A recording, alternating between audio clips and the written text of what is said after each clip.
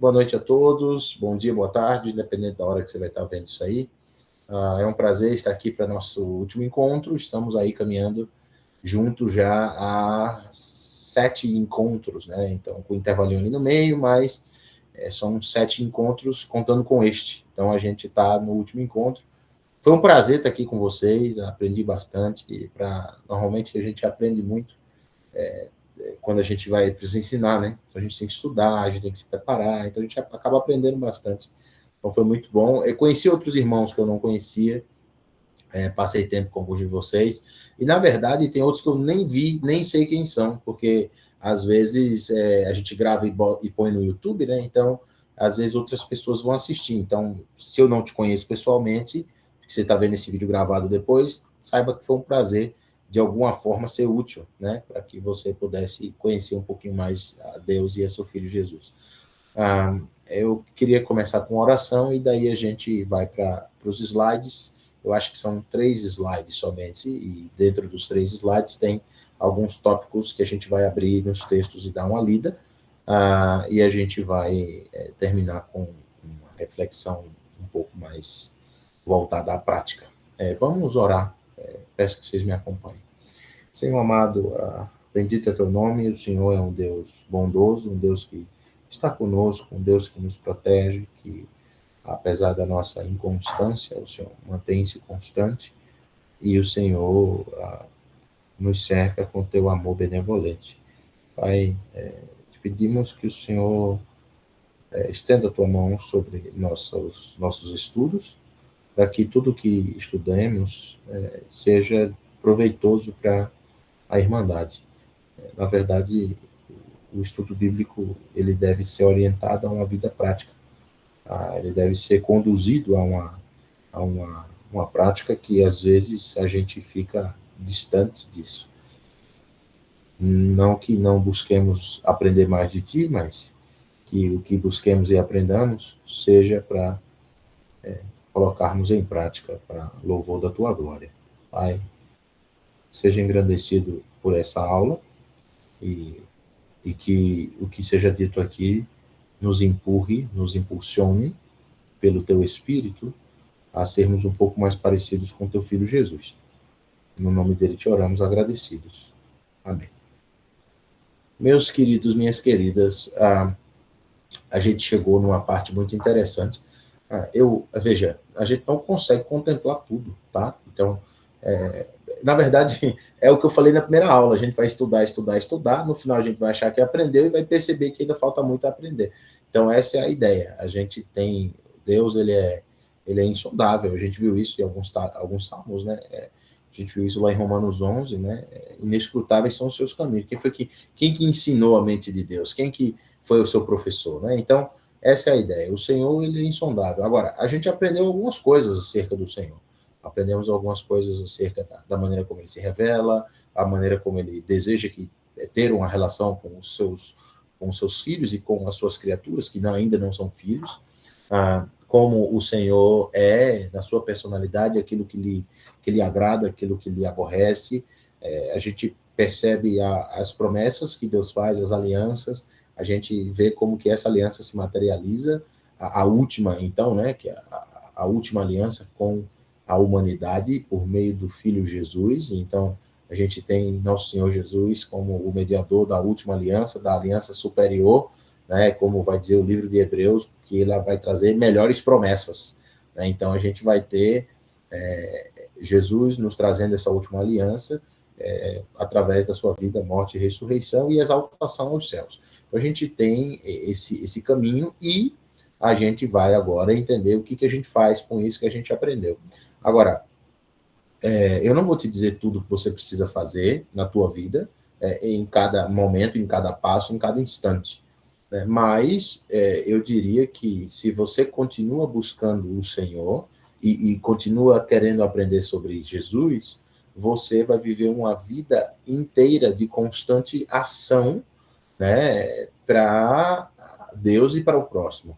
Essa é a vida que Jesus nos convida, né? Na verdade, tem um texto que eu gosto muito, se você puder, abra o texto de Atos, capítulo 10. Esse texto está no meio da pregação de Pedro, quando ele está lá em Cesareia.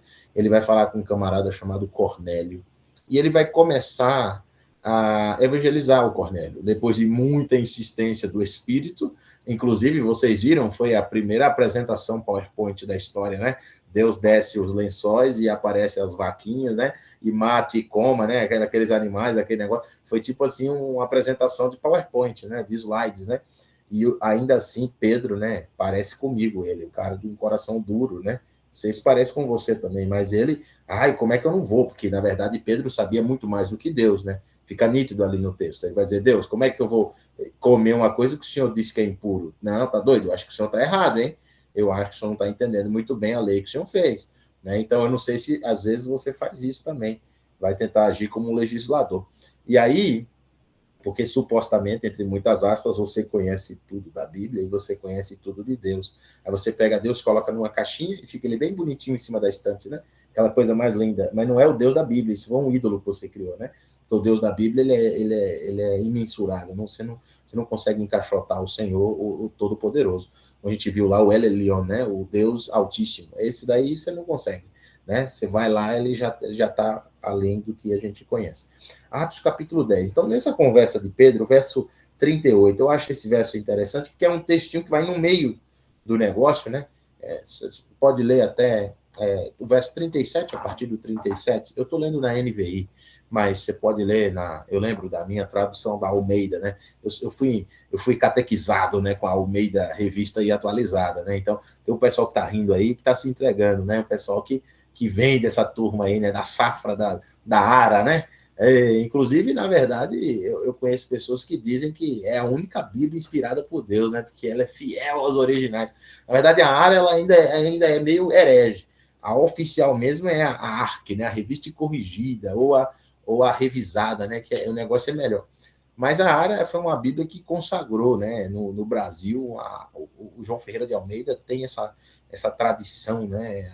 As igrejas brasileiras são bem almeidistas. E daí a NVI veio um pouquinho depois, então, e se consagrou depois de muita relutância, a NVI chegou para ficar e não vai sair mais.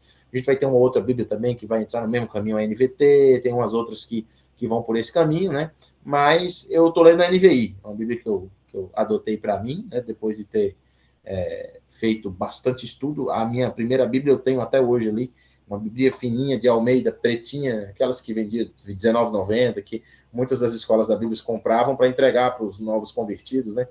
Então, ela está toda arriscada, foi minha primeira Bíblia. Inclusive, na página de Romanos 3, tem uma mancha de café, assim, que eu estava tomando um café e pingou em cima da página. Mas é uma Bíblia que eu tenho muito carinho, né? É uma Bíblia, mas a NVI também veio para nos ajudar bastante aí. Isso eu estou falando, veio há 26 anos atrás. A NVI foi lançada em 2000, né? Mas, enfim. E olha que texto bonito. Ele diz o seguinte, verso 37, Atos 10, 37. São palavras de Pedro, o apóstolo. Sabem o que aconteceu em toda a Judéia, começando na Galiléia, e depois do batismo que João pregou, João o Batista, né? Como Deus ungiu no batismo, Jesus de Nazaré com espírito e poder. Então, Jesus foi ungido com o Espírito, lembra lá do esse é meu filho amado, em quem me alegro, em quem me comprazo, aquela coisa toda, tal. E aí ele diz o seguinte, olha que interessante o verso 38, esse miolinho aí, mais a parte B do verso. E como, porque ele foi ungido com o Espírito e poder, ele andou por toda parte fazendo o bem e curando os oprimidos do diabo, porque Deus estava com ele, ou porque Deus era com ele, na tradução antiga do Almeida. Então, veja, diz que Jesus foi por toda parte fazendo o bem e curando os oprimidos do diabo. E por quê? Porque Deus estava com ele. E porque ele foi ungido com poder. O miolo é o recheio, né? Então a gente tem a parte de cima do pão, a outra, e o miolo é esse aqui. Ele foi ungido com poder pelo Espírito, e por causa dessa unção, ele vai por toda parte fazendo o bem e libertando as pessoas da opressão do diabo. Por quê? E aí o outro pedaço do pão é porque Deus estava junto. Então, só que, veja, Jesus também fez isso conosco. Lembra, você foi ungido com o Espírito quando você desce nas águas. Quando você mergulha nas águas do batismo, Deus te enche do Espírito e você recebe dons do Senhor que são presentes que Deus te dá, para que você sirva aos teus irmãos, conforme Efésios 4, conforme 1 Coríntios 12, enfim, conforme Colossenses capítulo 3, conforme Romanos capítulo 12. Você recebe dons, presentes que Deus te dá, para que você sirva seus irmãos. O dom, o presente que Deus nos dá é para isso. Então, Romanos 12 é interessante. Se tem dom de administrar, administre. Puxa, eu não sabia que isso aqui era um presente, né? Era uma habilidade especial de Deus. Pois é, tem algumas pessoas que nasceram para isso. A filosofia vai chamar isso de telos. O Aristóteles chama isso de telos, né? O Platão chama isso de eidos, né? É a razão de ser, a coisa oficial, a essência da coisa ali, né? E Deus nos dá esses presentes para a gente, assim, brilhe no mundo a luz de vocês, para que contemplem as suas obras e glorifiquem ao Pai de vocês que está nos céus. Então, veja, a nossa vida, ela é orientada para o outro. Tem um autor muito interessante, se você puder um dia, leia, Emmanuel Levinas. Ele, como o Paulo disse, aproveite as coisas e fique com o que é bom. E eu aprendi quando eu fui para o seminário, coma o peixe e tire as espinhas. Não dá para comer peixe, né? Ou quando der banho no bebê, jogue só água fora, tire o bebê antes, né? Então não dá para você, né, pegar tudo que tem na internet, porque eu já fiz isso, né? Então eu via, eu no início da minha caminhada cristã, não que eu esteja fora do início, mas no começo do começo, eu consumia todo tipo de material. E eu lembro que eu chegava nas pessoas, né, nas pessoas que me tinham evangelizado, falado de Jesus, e dizia, olha, aprendi isso, aprendi aquilo, aprendi isso. E parecia um bombardeio de informação. Eu dizia, peraí, vai com calma. Primeiro faz isso, primeiro faz aquilo, depois pensa nisso. Então, assim, era um negócio que a internet está aí para isso, mas se você puder depois, dê uma lida nos textos do... Inclusive o Álvaro Pestana, ele tem um artigo publicado numa revista lá da Católica, da PUC, da Unicap, né, da Universidade Católica de Pernambuco, que é o rosto de Levinas como chave hermenêutico, alguma coisa assim. É um artigo acadêmico, um pouquinho mais técnico, um pouquinho mais complicado, ele mobiliza alguns autores, mas o Levinas ele vai trazer essa ideia, né? Ele é um escritor contemporâneo agora, ele vai trazer a ideia do rosto do outro. Ele vai dizer que o rosto do outro é a coisa mais sagrada no mundo. É aquilo que é o que na filosofia, na ética, na sociologia, nos estudos acadêmicos, inclusive na Bíblia, a gente vai chamar de alteridade. É aquilo que está para além de mim, é o outro. E eu não sei se você sabe, mas Deus te deixou no mundo para que você sirva o próximo. É para que você... Agora, eu não estou dizendo que você tem que ir por aí só ajudando os outros e fazendo tudo bonitinho e tal, e não prega nada de Jesus para eles, ou às vezes vai por esse tipo de caminho desequilibrado, de que é o que eu chamo de teologia do Saci Pererê, né? Que o cara pula de um pé só. Ele vai só... Ele só evangeliza e o cara está passando necessidade, precisa de uma visita, está enlutado, está passando por um problema, e a pessoa faz igual o Tiago diz, em nome de Jesus, Deus te abençoe, né? Ou, às vezes, a pessoa vai para o outro extremo e cai num desequilíbrio de que, não, a gente ajuda, a gente dá cesta básica, a gente visita, a gente faz tudo, e não evangeliza nunca. Nunca diz que o cara está perdido, que ele precisa de arrependimento, que ele precisa de salvação. Agora, esses dois caminhos são perigosos, pessoal. E eu digo isso olhando para mim mesmo e me convocando à ação. Eu não estou aqui querendo apontar pecado de ninguém, tá? E se você... e o Renato está falando isso para mim. Eu não estou falando nada para você. Mas se está doendo o seu coração, é porque Deus está te acusando. Tá? Porque a palavra de Deus faz isso com a gente. Agora, veja, qual foi a última vez que você ajudou um morador de rua? Qual foi a última vez que você foi num presídio? E eu lembro uma vez, eu fui fazer um evangelismo. Eu sou meio doido, alguns vão me chamar assim. Eu acho que hoje eu não faria mais isso, tenho criança pequena, então eu teria um pouco mais de prudência. Mas eu fui dar uma volta e eu parei num certo lugar para comer. Recém-chegado aqui em Dourados. E daí eu parei para comer, tinha 3 moradores de rua na frente de uma lanchonete. Eles disseram, arruma uma comida aí para nós aí, tio. Tá. Eu falei, não, beleza. Falei, vamos lá comer comigo, daí a gente volta. Comecei a bater papo com os caras. Daí, um deles falou que era nóia, que estava preso, que um tinha vindo de São Paulo, o outro não sei o quê. As vidas tudo erradas lá, né? Aí eu falei, pura bucha, essas vidas de vocês aí, rapaz e tal. Falei, onde que vocês moram? Como que é? Não, ele mora na rua e tal, mas onde que vocês ficam? Não, a gente fica ali do lado da Havan. tinha a van, do lado tem uma rodoviária, a gente fica travando a rodoviária, não sei o quê. Eu falei, tá, então vamos fazer o seguinte, entra aí no carro, vamos para lá. Daí botei os caras. Mas o cara, o mais cheiroso, acho que não tinha tomado banho uns 15 dias, mas o cara tava podre. Daí eu falei, não, entra aí no carro e vamos lá. Depois eu, na minha cabeça, depois eu lavo o carro, vai ficar um imundície só, né? Falei, entra aí vamos para lá. Daí coloquei os três lá no carro, e depois que eu contei isso pra minha mulher, ela falou, tá doido? Você bota 3 caras estranhos no carro, o cara te mata aí, rouba o carro, leva aí. O carro sem seguro, ó, maravilha. Né? E daí eu falei, não é possível que o cara vai ser tão desgramado. Eu tô de tão bom coração tentando ajudar ele, que é possível que ele vai ser tão canalha comigo, né? Na minha cabeça. E daí eu fui, a Carolina dizendo, é possível sim. Então, aí eu fui, pus eles no carro, a gente foi, deu uma volta, paramos num estacionamento, a gente comeu, bateu um papo e tal. E no final das contas, eu cheguei na igreja super feliz para dizer isso. Falei, domingo tem 3 pessoas no culto. Eu chamei os 3 para ir no culto.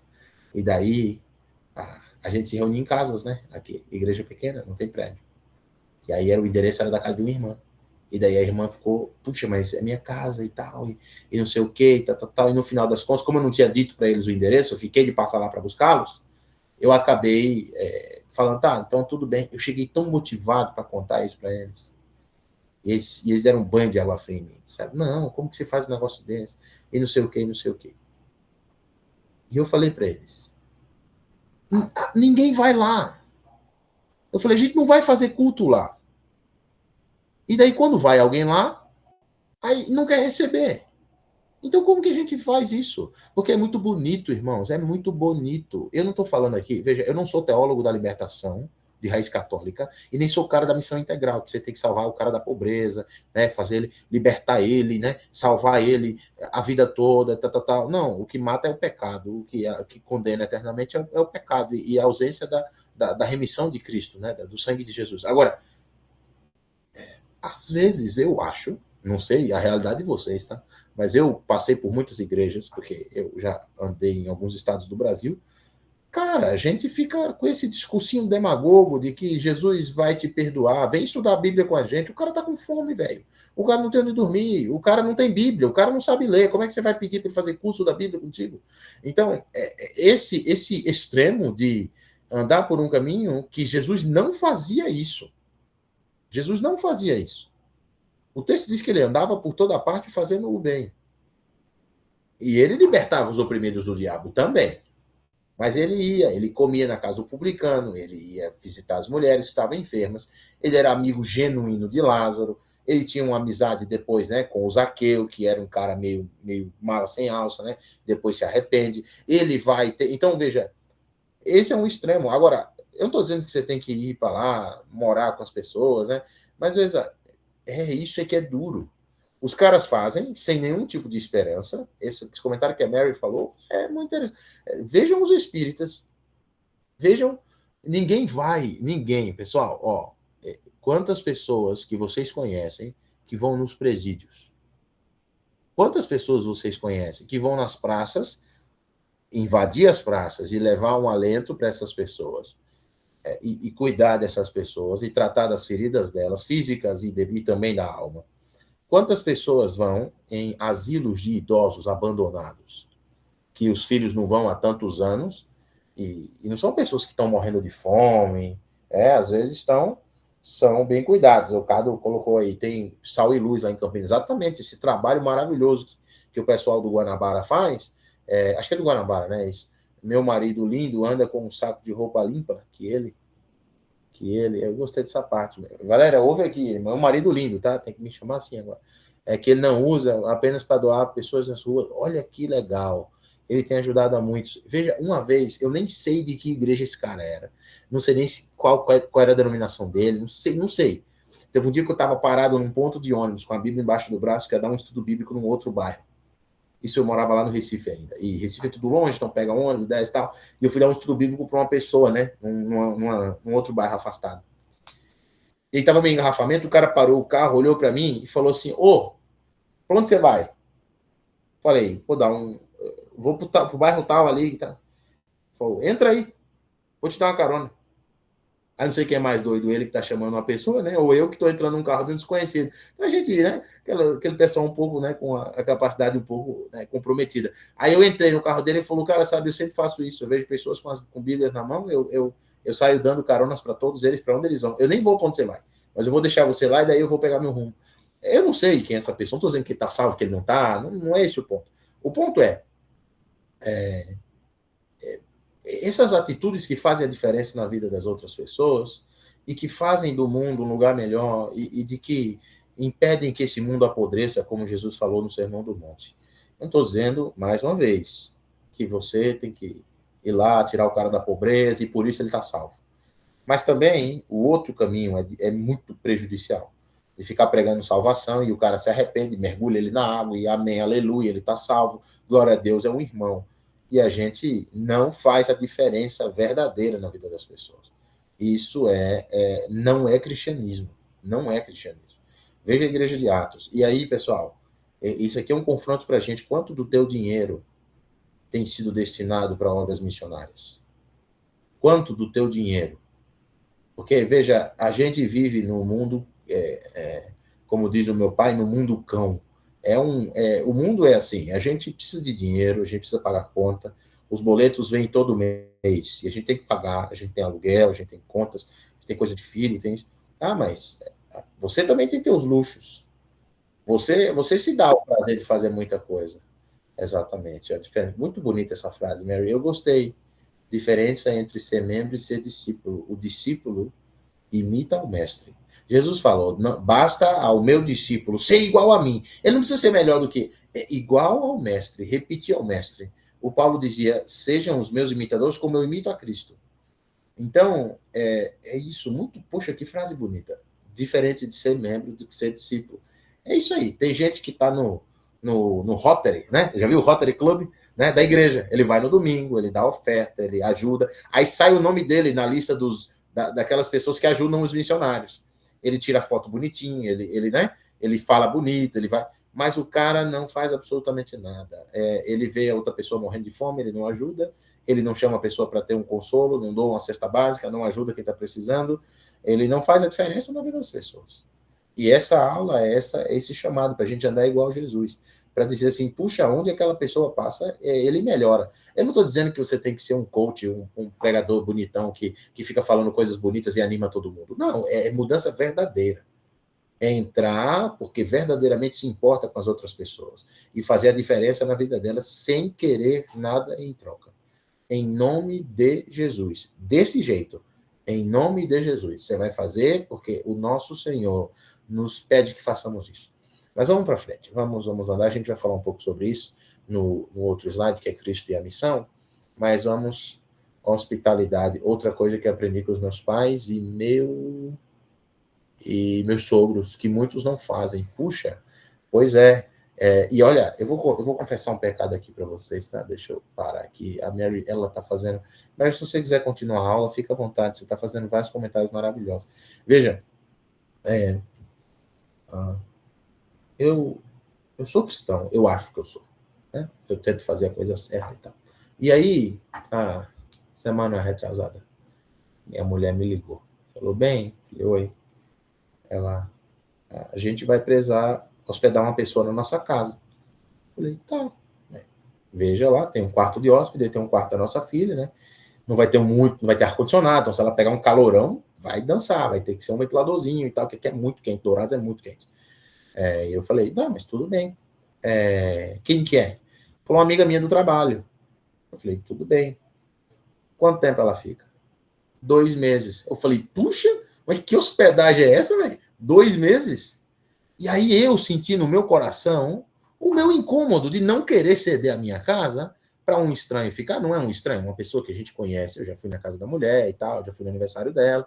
Mas é uma mulher que mora de aluguel e a dona pediu a casa, ela não tem onde morar, ela vai ficar num canto temporariamente enquanto ela viabiliza os trâmites para comprar uma casa para ela. E por isso ela não queria alugar uma outra casa para ter que fazer contrato. Então, só um tempinho. E o meu coração egoísta falou, puxa, e nossa privacidade? Puxa, e eu não vou poder mais andar sem camisa dentro de casa. Puxa, e eu vou chegar, eu vou ter que ficar me contendo e vendo o que eu vou falar, e como eu faço, e como eu vou andar, porque tem uma estranha na minha casa. Puxa, e não sei o quê. E aí, só que eu não falei isso para minha mulher, fiquei pensando isso, né? E daí depois eu falei, bem, mas tudo bem, ela não tem onde ficar, vai lá para casa, não tem problema. Depois você só me avisa antes para a gente se organizar certinho, mas fazer o quê? Tudo bem, não tem problema. E ela vai vir aqui, essa mulher vai ficar uns 2 meses aqui com a gente. Mas veja, a Mary falou sobre isso da hospitalidade. Às vezes a gente diz que vai fazer, né? A gente diz que faz, diz que segue Jesus, diz que, né? E a gente, quando chega no vamos ver, diz, 2 meses é muito. Se fosse um final de semana, até dava, né? Ela vai ajudar com alguma coisa, ela vai ajudar a pagar a conta, ela vai fazer não sei o quê, ela vai, né? Então sempre tem que ter uma contrapartida. Eu lembro da pessoa que me evangelizou, isso me assustou. Assim, isso foi adoravelmente assustador. Né? Olha o que aconteceu. Eu fui para a casa das pessoas que me evangelizaram, e certo dia eu tive um problema e precisei dormir lá. E daí eu dormi na casa deles, e falei, não, tem aqui, tem comida, tem não sei o que, tá, você dorme aí, tudo certo, tem cama, tem não sei o que. Falei, tá. Aí eu dormi, no outro dia eu acordei, daí eu fui, né? Bom dia, né? 8, 9 da manhã. Não tinha ninguém em casa. Aí eu liguei para a pessoa, né? Falou, você foi na padaria? Eu disse, não, eu fui trabalhar. Eu falei, sim, mas e a tua esposa? Ele falou, foi trabalhar também. Eu falei, sim, mas teu filho? Ele falou, não, ele tem um curso na faculdade, sei lá o que foi. Ele saiu também. Eu falei, como que eu faço aqui? Ele falou, não, tem comida na geladeira, você come à vontade. Se tiver, depois, quando você for embora, você pega a chave, tranca tudo e joga. Eu deixei a chave em cima do rack. Assim, você tranca e joga dentro da casa, porque eu tenho uma outra cópia, e daí quando eu entrar eu pego. E eu fiquei, como alguém faz isso? Como alguém faz um negócio desse? Porque a casa é o lugar mais sagrado do mundo, é o lugar que ninguém toca, é o seu refúgio, é o seu canto de segurança. E você põe uma pessoa lá, né, que não te ofereceu nada, que está te dando custos, e você faz a hospitalidade nordestina, né? E você faz isso em nome de Jesus. Então, veja, essa é a ideia, né? É fazer do mundo um lugar um pouco melhor com a nossa presença. Mas vamos para frente. E daí, o seguinte, pessoal.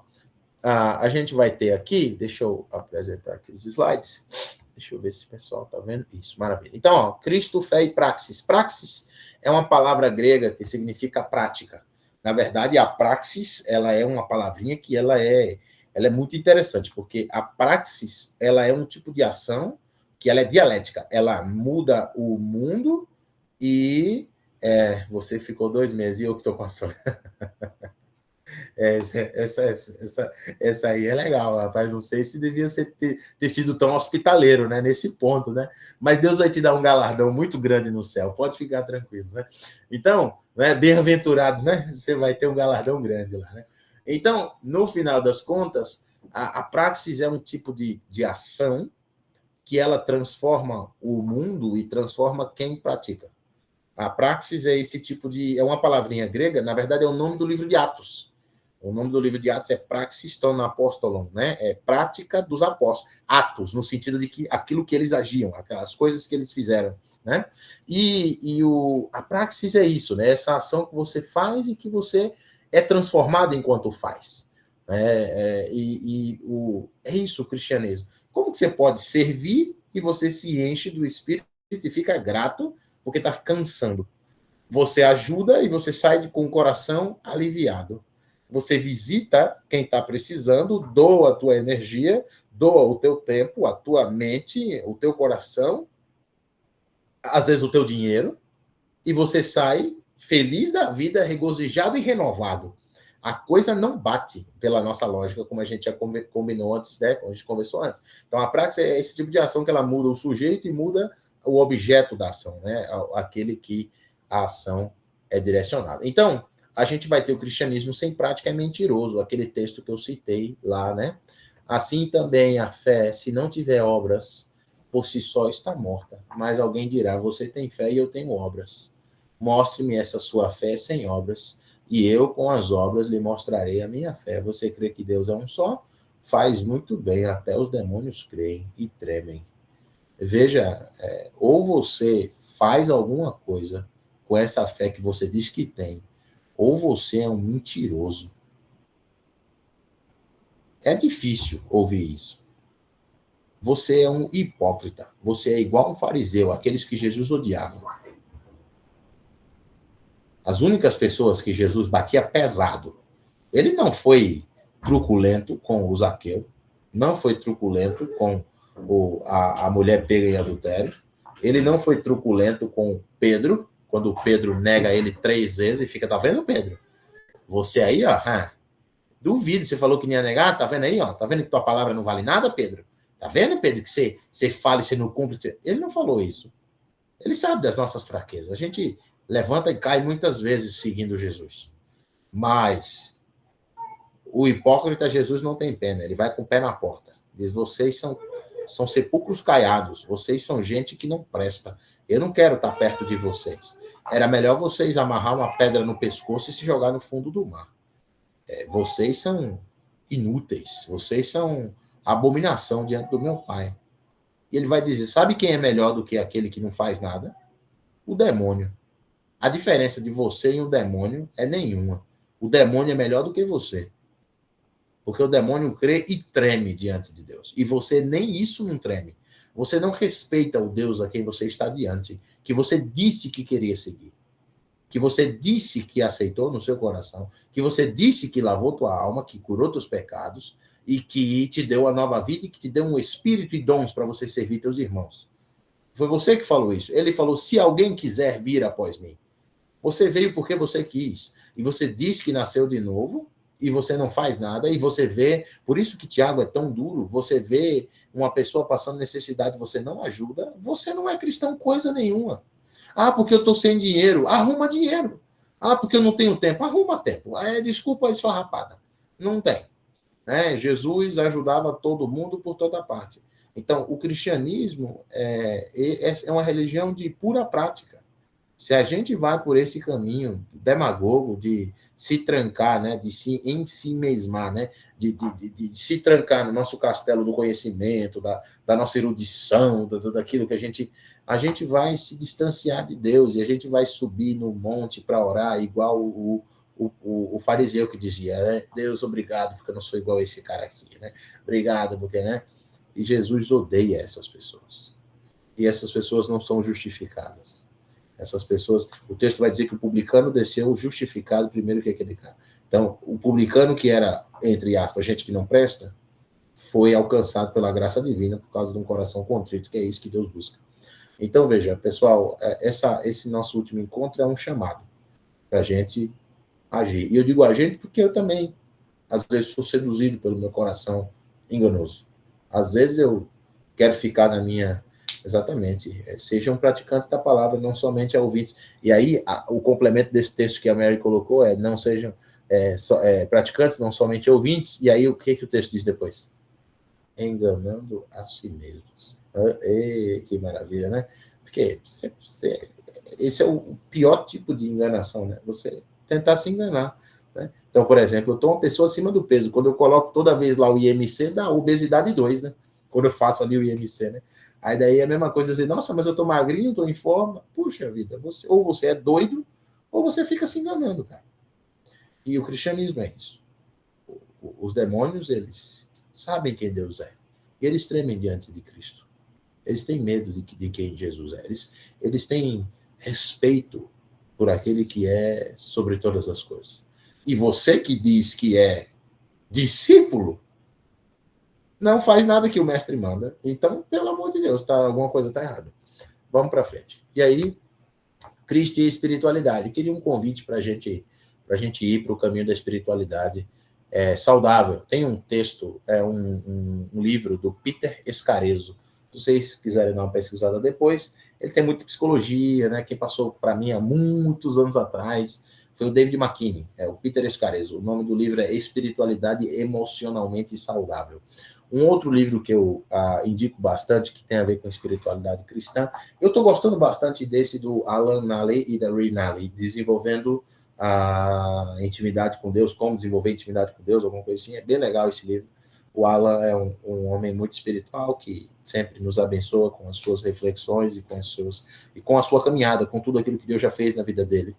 E esse livro é muito legal, mas tem um que eu achei maravilhoso, o livro do Dan Ortlund, que é Manso e Humilde. Eu li esse livro recentemente, ano passado eu li esse livro, e esse livro ele é muito bom. Ele fala, é muito interessante, é uma perspectiva que eu nunca tinha lido, que diz sobre a respeito do coração de Jesus, né? É a única vez que Jesus fala do seu coração. Ele diz, venham a mim, né? Vocês estão cansados, porque eu sou manso e humilde de coração. É a única vez na Bíblia que Jesus fala isso. E é muito interessante a maneira como ele conduz lá. Eu achei bastante bem legal. E um outro caminho para a espiritualidade é ler os Salmos. Eu sou apaixonado nos Salmos. Os Salmos literatura do mais alto nível, né? Se você lê os Salmos. Agora, se você lê numa ara, né, numa arca, aí vai ser difícil tentar entender o que os caras estão dizendo lá. No meio do teu salmo vai aparecer um selar, vai aparecer um não sei o quê, né? Vai ter um negócio bem diferente, assim, né? Pessoal, tradução um pouco mais antiga. Mas, de repente, você pega o NVI, pega o NVT, pega o NTLH, você vai tentando, né? Pega até uma Bíblia na linguagem de hoje, que é um pouco mais da paráfrase, assim, e tal, mas vai te ajudar a ter uma espiritualidade cristocêntrica. Que essa é a ideia do slide, né? Então, deixa eu só antecipar aqui e mostrar para vocês.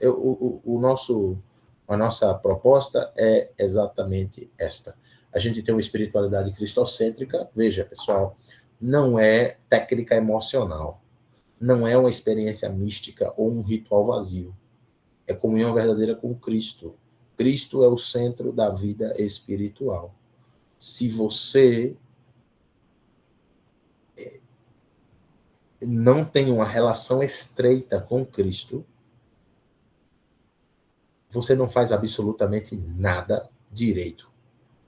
Nem na sua vida espiritual, você não lê direito a Bíblia, você não evangeliza direito, você não serve teus irmãos direito, você não faz absolutamente nada nesse sentido espiritual, e no sentido, entre aspas, que não é espiritual, no seu trabalho, na sua vida de relação a dois, nas suas amizades, na tua faculdade, você não faz absolutamente nada bem quando você está fora de um relacionamento com Cristo, ainda que digam que isso é possível. Isso não é possível. O Dostoiévski diz isso, né? Que tem um buraco do tamanho de Cristo, do tamanho de Deus dentro de cada um de nós. Então, a gente precisa de estar cheio de Deus para conseguir viver de maneira organizada no mundo.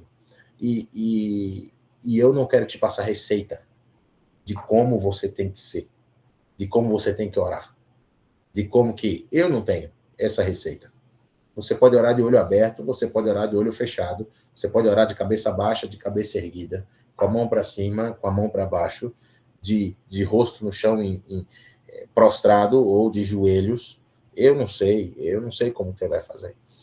Não vou te dizer que você tem que orar 10 minutos por dia, meia hora por dia, 5 minutos por dia. Eu não vou te dizer o que você tem que fazer. Tem dias que você não vai conseguir orar por causa da tua correria. Tem dia que você vai ter que orar, como Paulo vai dizer, e como Judas vai dizer na carta dele, né? Orar todo o tempo no Espírito. Então, às vezes você vai ter que orar indo no metrô, no ônibus, no Uber, enquanto você está indo num trajeto para o trabalho, ou às vezes no intervalo do trabalho, você vai ter que dar uma lida. Eu não sei como você vai fazer, mas eu não estou querendo te vender um café com Deus Pai para você estudar e, nossa, eu vou ficar aqui e aí, nossa, como esse livro transformou minha maneira de olhar para o mundo.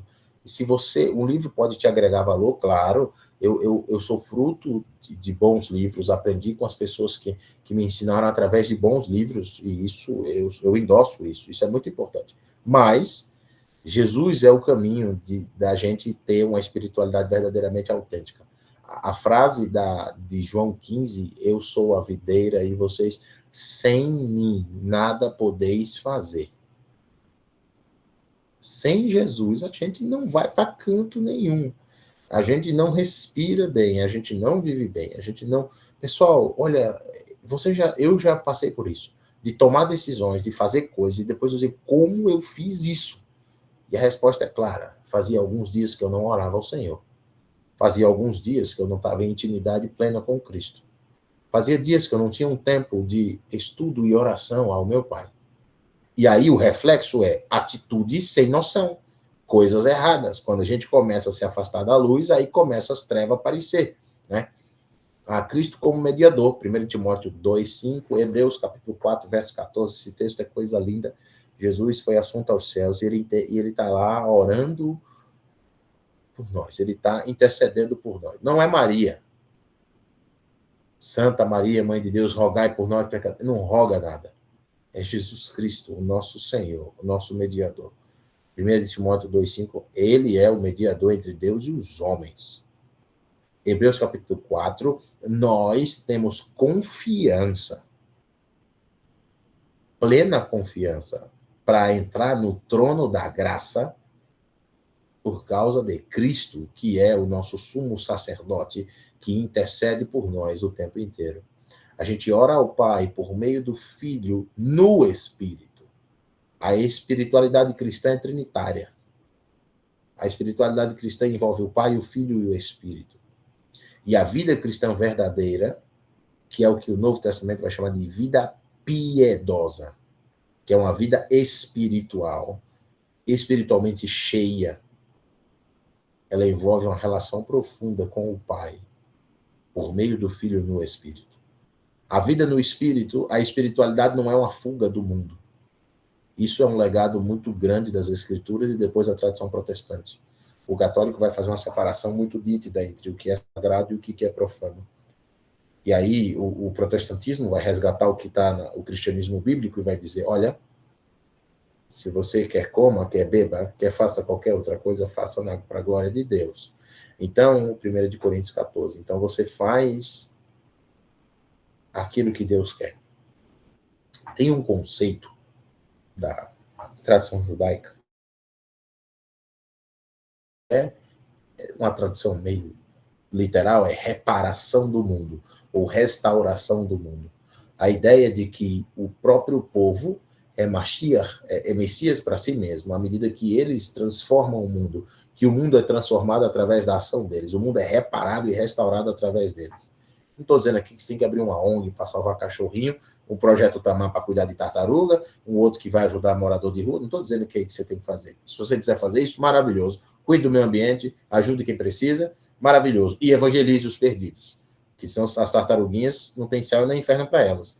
Os moradores de rua, os vulneráveis, socioeconomicamente falando, eles precisam de ajuda, de amparo, de auxílio financeiro, psicológico, material, mas também de salvação, de amparo espiritual.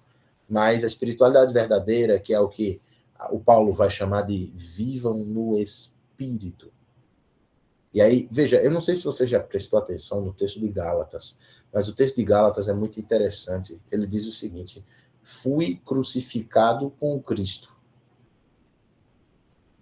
Isso é profundo. Como que Paulo está pregado na cruz com Jesus? E daí ele diz assim, e a vida que agora vivo, os cachorrinhos viram estrelinhas. Eu conto essa mesma história para minha filha. Filho, uau, né? Tá no céu, né? Enfim. Não, mas tem uns textos lá de Isaías que dizem isso, né? Vai ter um cachorrinho, vai ter um boi, né? Vai ter não sei o quê. Como é que é, né? Depois o Guilherme responde isso aí, que o Guilherme é um cara que entende esses negócios. Então, a gente tem o texto de Gálatas, ele diz, a vida que agora vivo na carne, eu vivo pelo Filho de Deus, através do Filho de Deus, que morreu, que se entregou por mim. Então, veja, é o que o próximo tópico dizia, né? Uma vida...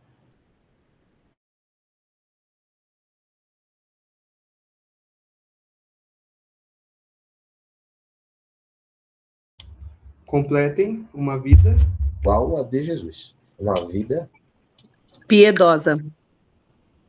Eu não peguei a referência, de repente vocês estão vendo essa aula com alguém. É que cortou a sua fala bem na hora. Ah, me perdoa. Uma vida piedosa. Estuda a vida dos puritanos. Veja o que esses homens e mulheres foram. Vejam pessoas de oração. E não precisa ir muito longe. Eu lembro de certa vez, quando eu fui sair para ser missionário, pela primeira vez fui sair de casa, há alguns anos atrás. E aí a pessoa que me chamou, me preparou, me ajudou, me sustentou financeiramente por muitos anos.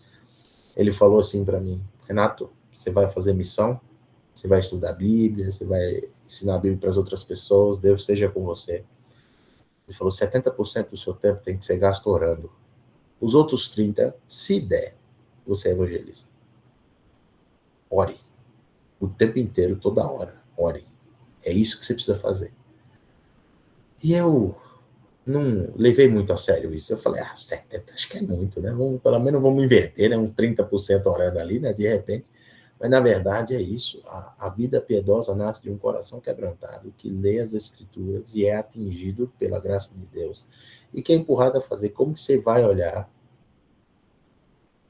uma criança na rua e você não vai se mobilizar? Como você vai ver a pessoa com um casamento destruído, com a vida afundada nas drogas, e você não vai fazer caso disso porque faz porque quer também, tá nessa vida aí porque quer, né?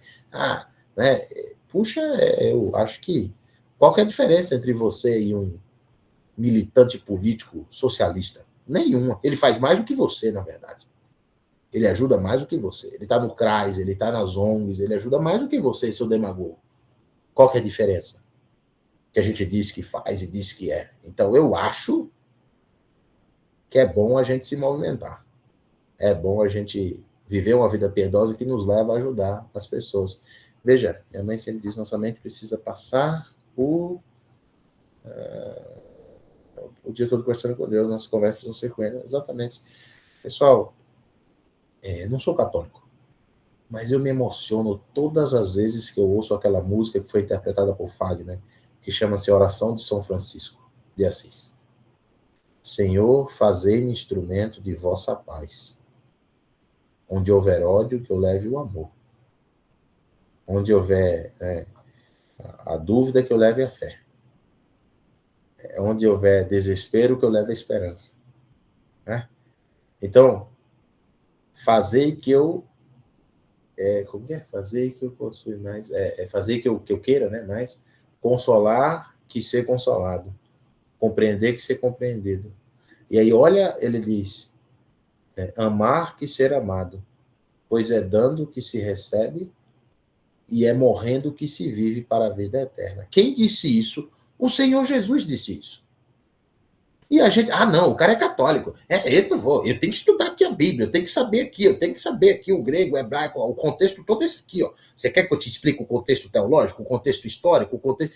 E você fica com esse teu conhecimento para lá.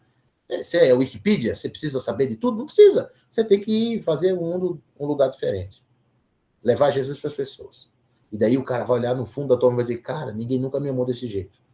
Ninguém nunca me abraçou desse jeito. Ninguém nunca se importou comigo desse jeito.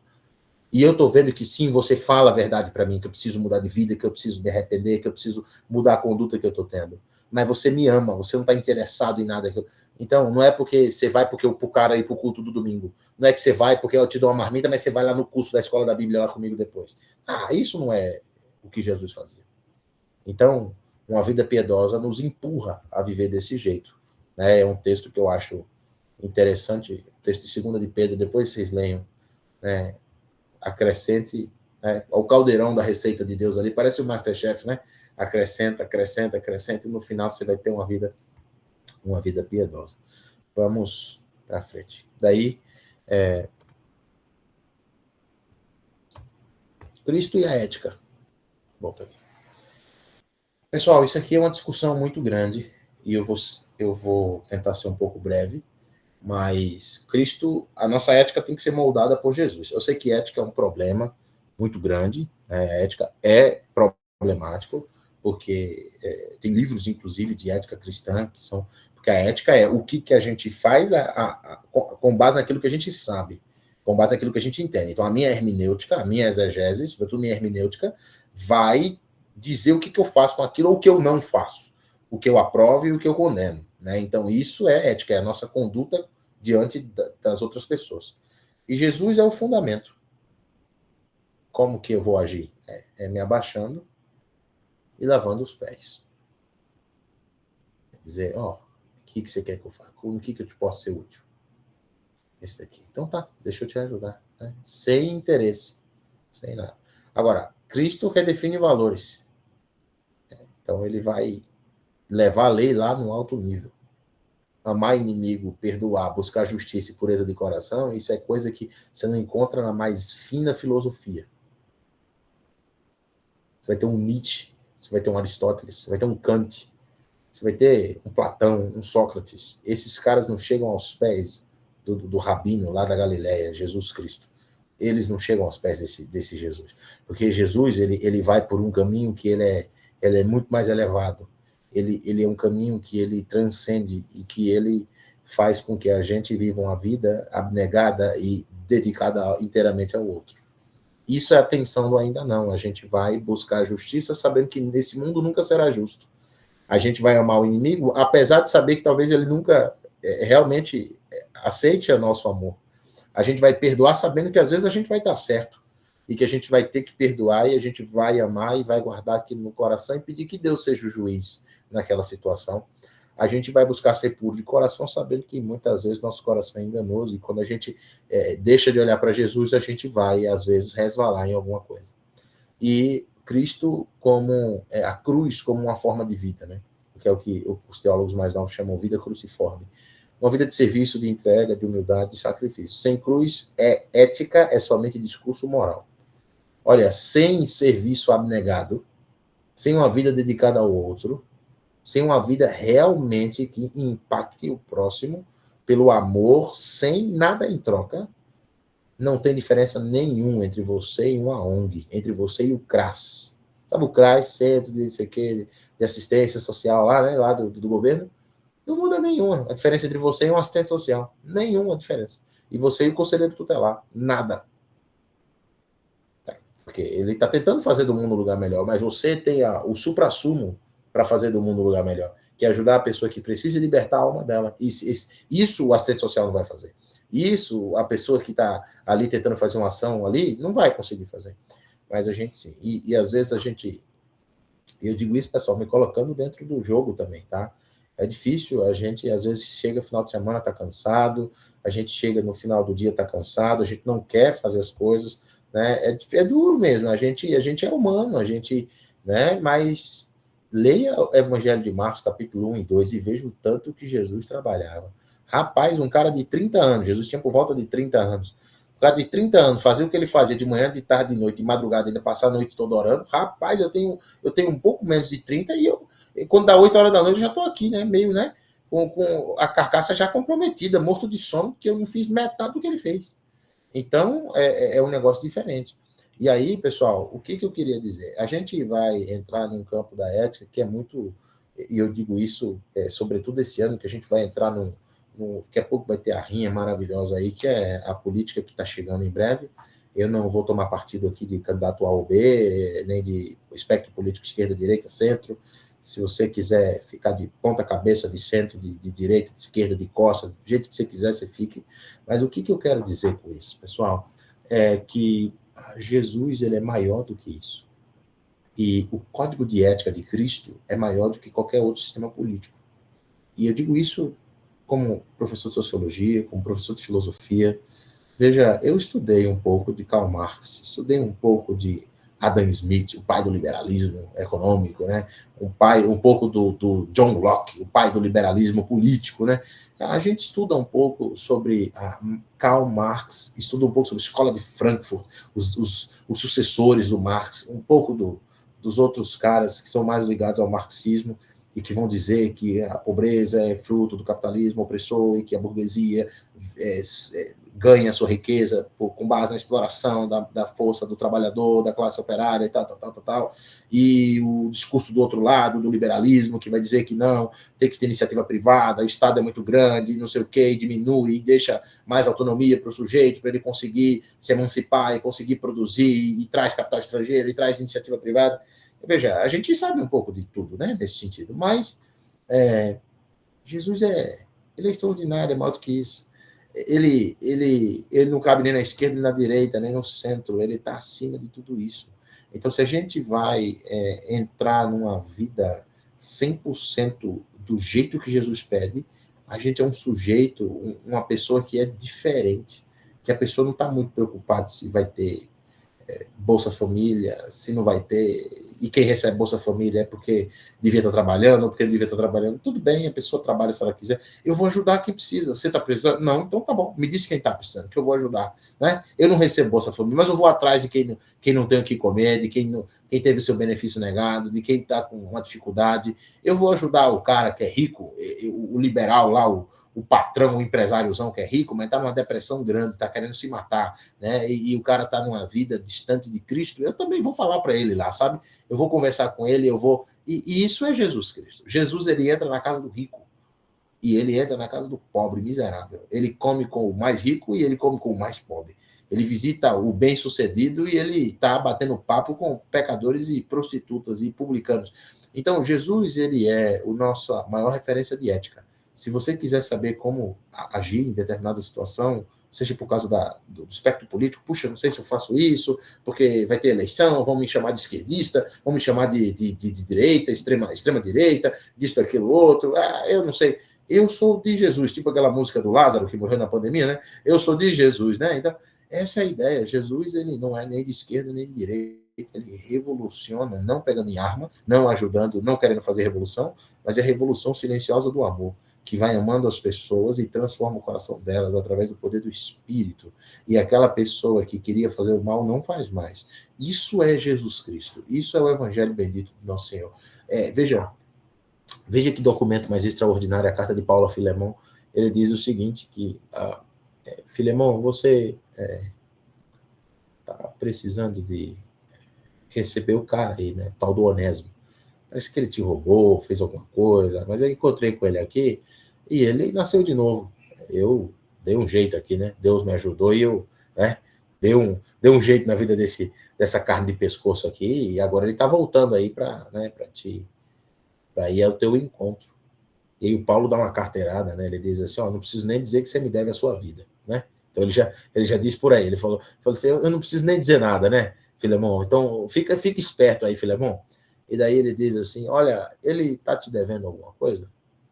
Põe na minha conta e recebe ele como irmão. Isso é cristianismo. Isso direita não faz e esquerda não faz. Centro não faz. É revolução extraordinária do amor. É aqueles que amam e que o Espírito Santo invade a outra pessoa e transforma o coração dela e ela tem uma vida totalmente diferente, a ponto dela chamar o opositor político, aquele que o odeia, de dizer, vamos, eu te ajudo, você está precisando de alguma coisa, eu vou cuidar de você. Lembra do samaritano, é isso aí, isso é o Evangelho de Jesus Cristo. Então a ética vai por esse caminho. A ética ela tem que estar calcada nos ensinos de Cristo, senão, pessoal, por favor, eu já fiz isso, e eu não estou dizendo que eu sou um ser superior agora, não, porque às vezes a gente é enredado por isso. Veja, eu já perdi amizades por política, porque eu achava que eu sabia alguma coisa, porque eu achava que eu tinha um entendimento verdadeiro de qual era o sistema político que melhor se encaixava na visão de Jesus Cristo. E eu já vi terrores acontecerem e Satanás fica achando maravilhoso dentro da igreja por causa desse tipo de conduta, que as pessoas deixam de olhar para Jesus e vão olhar para as outras coisas e acabam se dispersando daquilo que ele quer. Para a gente fechar, eu queria que fôssemos para o último slide, e daí é isso. A ética, ela tem que fazer isso. Jesus redefine valor, Jesus... fiz besteira aqui. Jesus quer que a gente tenha uma vida de serviço, de abnegação. E, por fim, o último slide é Cristo e a missão. Missão não é projeto da igreja. A gente diz que é um dos ministérios da igreja, o evangelismo, né? O evangelismo é a razão de ser da igreja. A igreja existe para anunciar aquele que nos chamou das trevas para a sua maravilhosa luz. É para isso que existe a igreja. É um pelotão do exército celestial que já está no céu, mas ainda está na terra, e que vai, como o texto de Mateus diz, invade e derruba as portas do Hades e tira as pessoas do mundo dos mortos e traz de volta à vida pela pregação do evangelho e pelo Espírito de Deus dá vida a essas pessoas, tipo Ezequiel no Vale dos Ossos Secos, assim, né? A gente prega e o inferno treme e a gente entra no domínio de Satanás, arranca as pessoas da mão de Satanás. através do Espírito de Deus, e aí essa pessoa nunca mais volta para o domínio de Satanás. Então, é a continuação do trabalho de Deus na Terra. Essa é a igreja. Né? A carta aos Efésios vai chamar de eterno propósito de Deus, Efésios capítulo 3. Então, e testemunhas vivas. Veja, Deus, eu sei que tem músicas bonitas, né? Um perdão real vos entregou o rei, a voz soldados seus. Tem isso mesmo, né? Como que é aquela música? Né? Eu esqueci, sim. Mas o tema é disso, de soldado também. Tá? Sim, somos soldados, né? A Bíblia vai chamar a gente de embaixador. Mas a palavra melhor é mártir, que é a palavra grega para testemunha. Deus não precisa de advogado. Deus não precisa de professor. Eu vou ali ensinar ali para as pessoas, os burrões que não sabem. Eu vou ensinar para aqueles incrédulos que não sabem de nada. Eu vou não sei o quê. E a gente não faz aquilo que Deus fez. Fala daquilo que Deus fez conosco. Deus não quer que você... Veja o livro de Atos. Esse é o resumo do livro de Atos. Atos capítulo 1, verso 8. Vocês receberão poder do alto. Para quê? E sereis minhas testemunhas, tanto em Jerusalém, na Judéia, Samaria, até os confins da terra. Isso, o capítulo 1, verso 8, é o resumo do livro de Atos inteiro. O livro de Atos inteiro é um desdobramento desse capítulo, desse versículo. O livro de Atos são os discípulos revestidos de poder do alto, testemunhando de Jesus. E aí, essa é a ideia. Jesus quer que a gente fale para as pessoas o que ele fez na nossa vida. É só isso aí. Só isso. Olha, eu vivia desse jeito, Jesus me alcançou, e ele fez isso. Ele pode fazer isso na tua vida. Você está com isso, você está com esse problema, você está passando por isso. Entrega a tua vida para Jesus, cara. Você vai ver o que Deus vai fazer na tua vida. Não estou dizendo que você vai ganhar um carro zero, que você vai mudar de vida, que você vai descer para onde. Pode ser que você viva uma vida economicamente complicada pro resto da vida. Pode ser que você viva uma vida com a saúde debilitada pro resto da vida.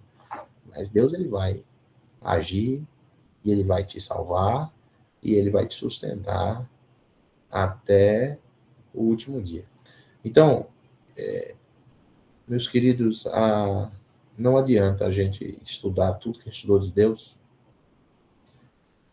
e a gente ficar tudo guardadinho no caderninho que a gente anotou, porque a gente anota tudo, a gente é bem estudioso, né? A gente anota, a gente até faz slides, né? A gente faz slide, né? Olha, né? Como a gente é, né? E imagina chegar diante de Jesus e ele dizer: eu não conheço você. Não, mas eu expulsei demônio, eu fiz isso, eu fiz aquilo. Eu vou dizer: eu não conheço você.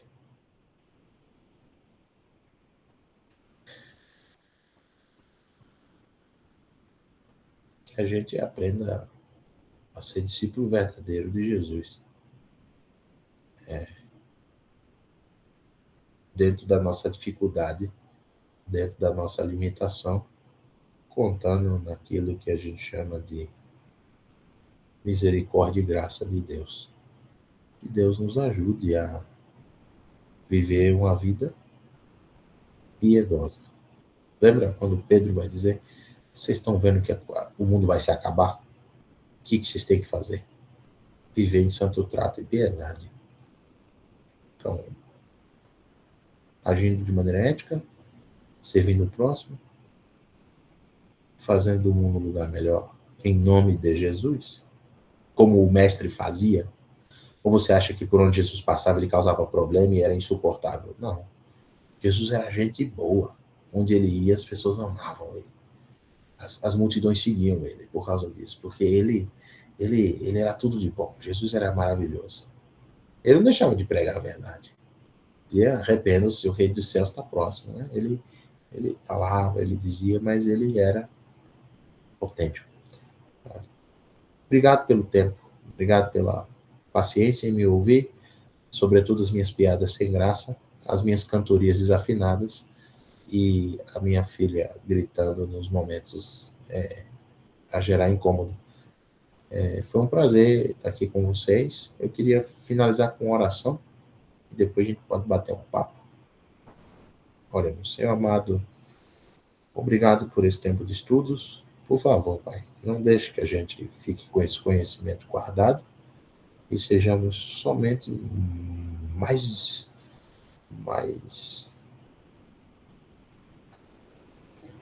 arrogantes, mais soberbos, porque estudamos, porque a gente tem acesso VIP ao Senhor, porque a gente estuda a Bíblia, porque a gente não deixe, por favor, Pai, quebra a nossa mente, quebra a nossa vida, arrebenta com as nossas finanças, arrebenta com a nossa saúde. Não deixa a gente viver uma vida sem depender de Ti, achando que podemos confiar na força do nosso braço, na força do nosso intelecto. Se preciso for tomar atitudes drásticas, atitudes dessa natureza que nos comprometam para que a gente volte a depender de Ti. Que o Senhor faça, que o Senhor não deixe a gente se perder por um caminho de distância de Ti, de demagogia, de profundo conhecimento e pouca praxis. Pai, o Senhor é um Deus bondoso que nós aprofundamos um pouquinho mais o conhecimento que temos de Ti.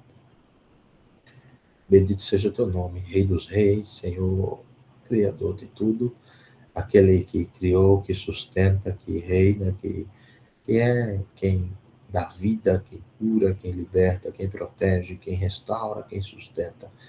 Pai, o Senhor é digno de todo louvor, glória e honra para sempre. Bendito seja o Teu nome aqui na terra, nos céus. Que os anjos louvem diante da Tua face e engrandeçam o Senhor, porque o Senhor é o único Deus verdadeiro, aquele em quem confiamos, em quem servimos, e aquele que conta conosco para que nós façamos do mundo um lugar um pouco melhor, que mais e mais pessoas conheçam o Teu Evangelho, que pessoas que Te odeiam e que estão distantes de Ti sejam aproximados, que nós sejamos ferramentas úteis nas Tuas mãos para trazer pessoas, trazer os perdidos para Ti. Pai, sem o Senhor não podemos fazer nada.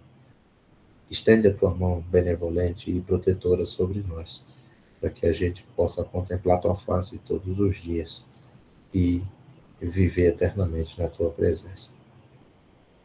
No nome do Teu Filho, nosso Senhor, Todo-Poderoso, que lavou os nossos pecados e que nos deu uma vida nova, em que oramos. Amém. Meus queridos, obrigado. Obrigado.